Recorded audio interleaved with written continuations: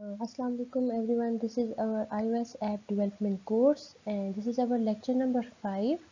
So today our topic is collection types. There are three types of collections in Swift, that is arrays, dictionaries and sets. So let's get started. Collection types in Swift. Swift provides three primary collection types known as arrays, sets, and dictionaries for storing collections of values. Arrays are ordered collection of values, sets are unordered collection of unique values, dictionaries are unordered collection of key values. So what does that mean? It means that if we want to store a data that is in ordered, for example if we are dealing with some numbers or some strings, so we have to maintain their order, right? So for that purpose we will use arrays. In case of sets, sets are unordered collection of unique values, means every value will have its own unique id and there is no need to arrange the values in a proper order like arrays. So it is different from arrays. And in dictionaries are unordered collection of key value associations. That means that in dictionaries we will have keys as well as values. For example, in this example dictionary, Toronto has a key value YYZ, London has a key value of LHR, and Dublin Airport has DUB. So yeah, with the help of these keys, we will link the values with these keys, and with the help of these keys, we can access these values. So these are three different types of collections for which we can store data. So the question is why we need the collection types. We need collection types because if we want to store big data or if we want to store data more than 100 or more than 1000, so we cannot declare one by one each values in variable 1, variable 2, 3 and up to 100. So it will be a hectic task. So we can simply create an array, simply create a set or dictionary and can just only put the values accordingly. We will just add the values and will link with the keys or the indexes. So it is a very simple way when we are dealing with huge amount of data to store. Collection types in Swift. Arrays, sets and dictionaries in Swift are always clear about the type of values and keys that they can store. This means that you cannot insert a value of the wrong type into a collection by mistake. It also means that you can be confident about the type of values you will retrieve from a collection. That means that if you are storing a value, so you should know that on which value you are storing a key or on which key you are storing a value. You cannot insert a value with a wrong type. That means if you are storing an integer and you are identifying its type as string, so it is an error. You cannot store a value in a string. So you have to specify this, that if you are storing a string, you will mention it that you are storing a string. So this is the way you can identify the types of values. Similarly, if you are retrieving a value, you will be confident that you are retrieving a right value. You are retrieving an integer, you are retrieving a float, or you are retrieving a string. So what is mutability? Mutability of collections. If we create an array, a set or a dictionary and assign it a variable, the collection that is created will be mutable. This means that you can change or mutate the collection after its creation by adding, removing or changing items in the collection. If you assign an array, a set or a dictionary to a constant, your collection is immutable and its size and contents cannot be changed. That means that if you have created an array or set or dictionary and you want to assign any value or you want to add more values or remove an already present value at a specific index, so you can do that easily because these collections are mutable. You can mutate them, means you can change them. For example, if you store some value on index 1 but mistakenly, and if you want to change that value, so you can easily do that because it is mutable. But if you want that your array could not be changed later in the code. So you have to write a constant with that array, that throughout the project or throughout the code this array should not be changed. So you can identify it as immutable, or just write constant or let keyword with it. So now we will discuss array. An array stores values of the same type in an ordered list. The same value can appear in an array multiple times at different positions, means you can store same value at different indexes according to your requirements. And the second thing is that these lists will be ordered, means all the values will be placed in a specific order, in the desired order you want. That means that an array of integer can only store integer values, and you can only insert integer values in it. You cannot insert string values, or you cannot insert float values. These are the ordered list, means that all the array will have integers only. Array type shorthand syntax means in which syntax we will write arrays. The type of a Swift array is written in full, as you have to write the name and then write the element, right? Where element is the type of values the array is allowed to store, means if you want to store integer values or string values or float values, right? You can also write the type of an array in shorthand form, means you don't have to write the array keyword before this element. You can also use that because it is the shorthand form and it is preferred to use. So you can use this form. Okay, so what is the syntax of an array? The syntax is var sum ints is equals to this is the element, and this is an empty array. This will print 0 items. Note that the type of sum ints variable is infinite to be int from the type of initializer. We have wrote integer here, right? So this means that all the values in these arrays or in this array will be of integer type, right?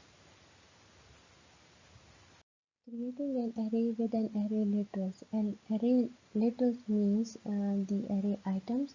We can initialize an array with an array literal, which is a shorthand way to write one or more values as an array collection.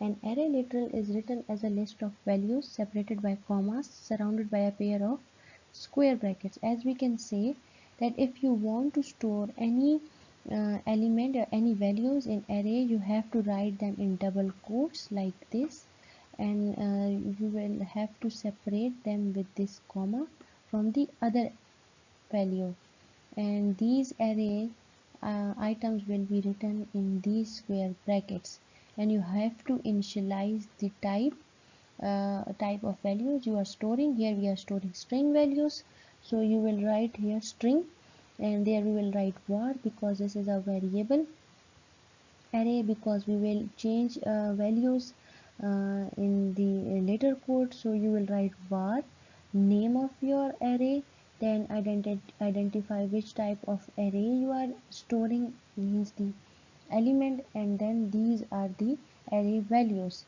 So in this way we will create a simple string array.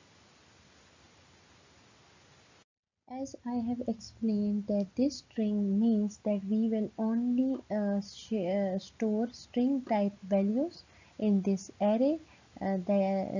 These are eggs and milk, and we have written them in double quotes, and we have separated them with commas. In Swift we don't have to write the type of array.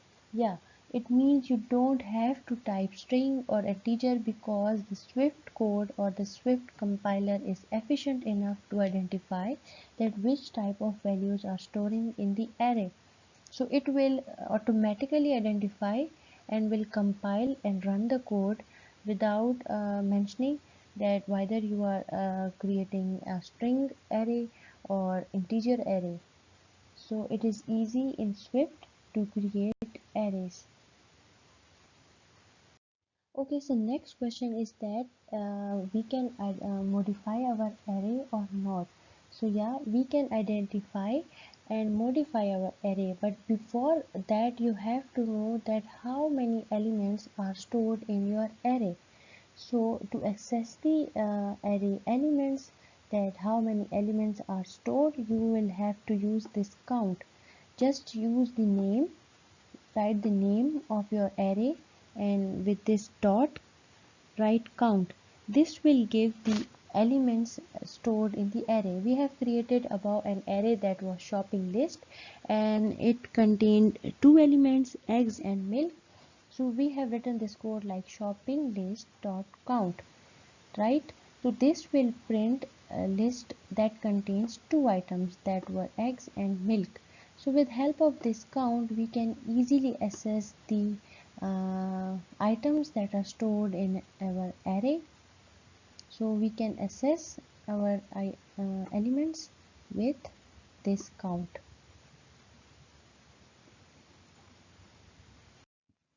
In already our created We have already created the array that had two elements.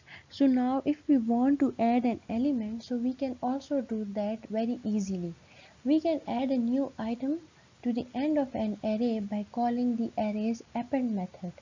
With help of this append method, we can add a new item in our array, means we can add items in our existing arrays.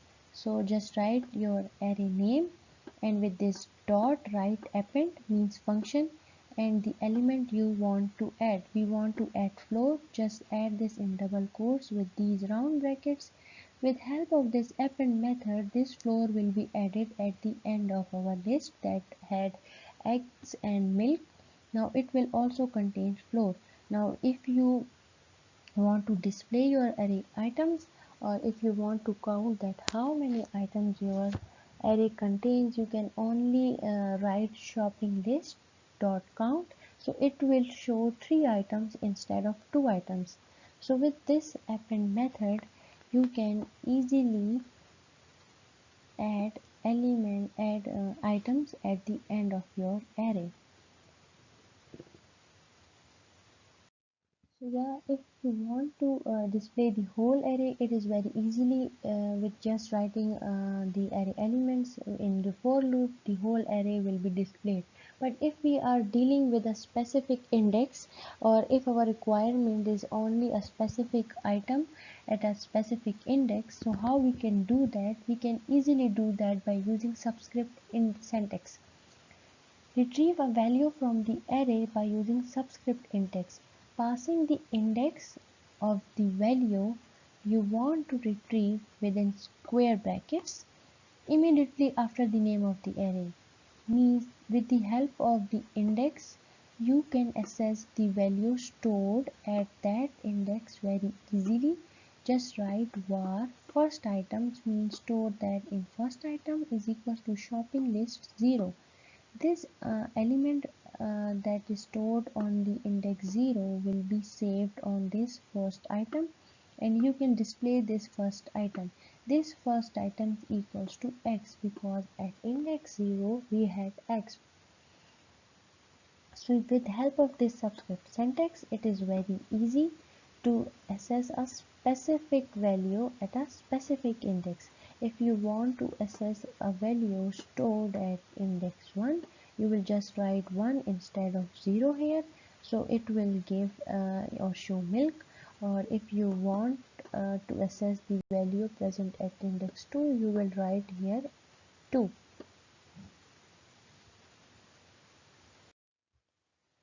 Change existing value at a given index. Now if we want to replace a value or update a value at a specific index, we can also use that with the same subscript syntax. You can use subscript syntax to change an existing value at a given index. Just simply write the value you want to replace, means instead of x you want to add 6x, means you want to update the index 0. Just write your array name, and in these square brackets write the index at which you want to do the updation, and write this assignment operator and write the value you want to store in the previous value. So shopping list square bracket 0 means at index 0 store 6x. So these 6x will be stored on index 0. Now our array will be updated. The first item in the list is now equals to 6x rather than x, means it has replaced the index 0 with this value. When you use subscript syntax, the index you specify needs to be valid. So what does that mean? It means that when you are updating the values or adding a new value or replacing a value, you should write a valid index. Means if your array contains 3 items, mean from 0 to 2, your index number will be from 0 to 2, and you write here 4. So 4 is not a valid index because there is no value at 4, or your array is only 0 to 2 index long, means 2. Your last value is true and you are writing or replacing a value on 4th index, and this array don't have any 4th index, so this will not be a valid code. It will give an error, and this is not the subscript syntax. So use these assignment operators very carefully. As we have learned in the append method, we added a value at the end of an array. After the creation in later phase, we added a value at the end of array by using append method. But if we want to add an item at a specific index, mean I want to add a value at third index or second index. So for that purpose, to insert an item into the array at a specific index, call insert arrays insert method. It is a very simple method as its name indicate. Just insert a value at the desired index. You will have to write your array name, means shopping list, and then write this insert method, shopping list dot insert, and with these round brackets write the items you want to enter. So I want to enter maple syrup, and also specify at which index you want to add. So I want to add at index 0.